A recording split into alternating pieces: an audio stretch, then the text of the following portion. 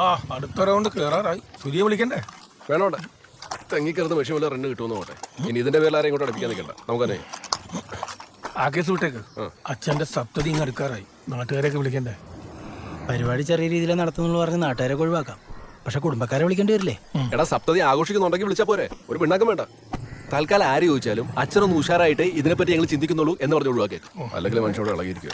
അതിന്റെ ഇടയിലാണ് ഇവിടെ എല്ലാവരും കൂടെ കൂട്ടി വിളിച്ച് സദ്യ കൊടുക്കല്. നല്ലൊരു വക്കീലിനെ കാണണം. ഉള്ള മുതൽ കയ്യിൽ പോകാതിരിക്കാൻ എന്ത് കളി കളിക്കുന്നത് അങ്ങേരോട് ചോദിക്കാം. എന്റെ പൊന്ന് അശോകേട്ടാ, സംഗതി വക്കീലാണ്, എത്തിക്സ് ഉണ്ടാവും എന്നൊക്കെ ശരിയാണ്. പക്ഷെ ഏതെങ്കിലും ഒരു സഭയിൽ ഇരിക്കുമ്പോഴേ നിങ്ങളിത് മനസ്സിൽ വെച്ചാൽ മതി എന്നൊക്കെ പറഞ്ഞ് ഇവിടുത്തെ കാര്യം എല്ലാവരോടും വിളമ്പിയാല് സംഭവം ആ വഴിക്കങ്ങ് പോകും. നമുക്ക് വലിയ പിടുത്തില്ലാത്തൊരു ഏരിയ ഇത്. നമ്മൾ തമ്മിൽ ചർച്ച ചെയ്ത് വെറുതെ ടെൻഷൻ കൂട്ടാന്നല്ലാതെ ഒരു എക്സ്പേർട്ടിനെ കാണുന്ന തന്നെയാ നല്ലത്.